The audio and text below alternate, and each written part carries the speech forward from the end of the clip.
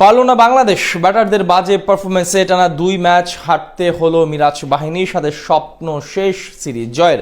বিপরীতে বোলিং নৈপুণ্য দেখিয়ে আরও একবার টাইগার ব্যাটারদের নাজেহাল করে তুললেন রশিদ খানরা। আফগানদের বিপক্ষে বাংলাদেশের এমন পরাজয় নিয়ে বাকিটা জানবো রিপোর্ট। প্রথম ম্যাচ হারার কারণে আজ বাংলাদেশের সামনে ছিল সিরিজ রক্ষা করার চ্যালেঞ্জ।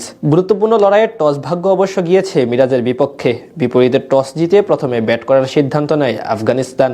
ব্যাটিংয়ে নেমে প্রথম 4 ওভার বেশ দেখে শুনে রক্ষণশীল মনোভাব নিয়ে মোকাবিলা করেন দলটির 2 ওপেনার ইব্রাহিম জদরান এবং রহমানুল্লাহ গুরবাজ। সেখানে চির ধরিয়ে নিজেদের শিবিরে প্রথম সাফল্য এনে দেন পেসার তানজিম হাসান সাকিব। তার বাউন্সে পরাস্ত হয়ে ডিবি স্কোয়ারে লেগে থাকা জাকের আলী অনিকের হাতে ক্যাচ দিয়ে 11 বলে 11 রান করে বিদায় নেন ওপেনার রহমানুল্লাহ গুরবাজ। আগের ম্যাচের মতো আজও ইনিংস বড় করতে পারেননি তরুণ বাহাতি ব্যাটার সিদ্দিকুল্লাহ আতাল। নবম ওভারে তানভীর ইসলামের বলে সামনে বেড়ে খেলতে গিয়ে লঙ্গনে ক্যাচ দিয়ে 8 রান করে ফিরেন তিনি। পাওয়ার প্লেতে 2 উইকেট হারানোর ধাক্কা সামাল দেওয়ার চেষ্টা করেন রহমত শাহ এবং ইব্রাহিম জদরান, কিন্তু বিপত্তি বাধে দলীয় 65 রানের রিটায়ার্ড হার্ট হয়ে রহমত শাহ মাঠ ছাড়লে এরপরই ধস নামে আফগান শিবিরে। মিরাজের স্পিন ফাঁদে পড়ে ডিরেক্ট বোল্ড হয়ে ডাগ আউটের পথ ধরেন হাসমতুল্লাহ শাহিদি। 1 ওভার পর রিশাদের বলে আউট হন আজমতুল্লাহ ওমরজাই। পরপর 3 ব্যাটারকে হারিয়ে বেশ বড় বিপাকে পড়ে তারা। তবে এক প্রান্ত আগলে রেখে অর্ধশতক তুলে নেন ইব্রাহিম জদরান। তাকে কিছু সময় সঙ্গ দেন অভিজ্ঞ মোহাম্মদ নাবি। তাকে আউট করে 39 রানের জুটি ভেঙে ব্রেক থ্রু এনে দেন তানজিম হাসান সাকিব।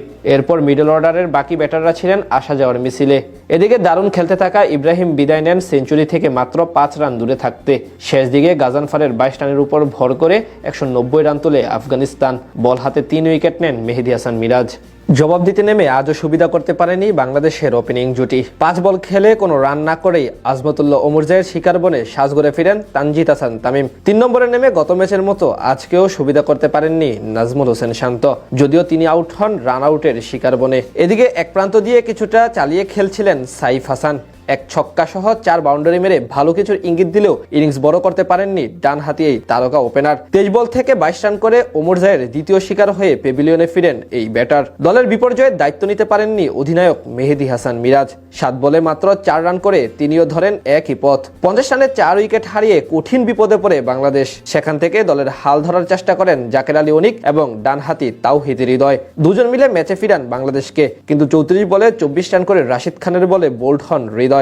এতেই ম্যাচ ঘুরে যায় বাংলাদেশের। নুরুল হাসান সোহান ও জাকের আলী অনিক মিলে জুটি করার চেষ্টা করলেও রাশিদের 1 ওভারেই বিদায় নেন সোহান এবং তানজিম হাসান সাকিব। এর পরের ওভারে জাকের বিদায় নেন 18 রান করে। ফলে ম্যাচ পরাজয় নিশ্চিত হয় বাংলাদেশের। বাকি ব্যাটাররা ছিলেন আসা যাওয়ার মিছিলে। আর এমন পরাজয়ে সিরিজ জয়ের স্বপ্ন শেষ হলো বাংলাদেশের। বিপরীতে টি-20 সিরিজের বদলা নিয়ে নিল আফগানিস্তান। 2 ম্যাচের 2টি জিতে এরই মধ্যে সিরিজ নিজেদের করে নিল তারা।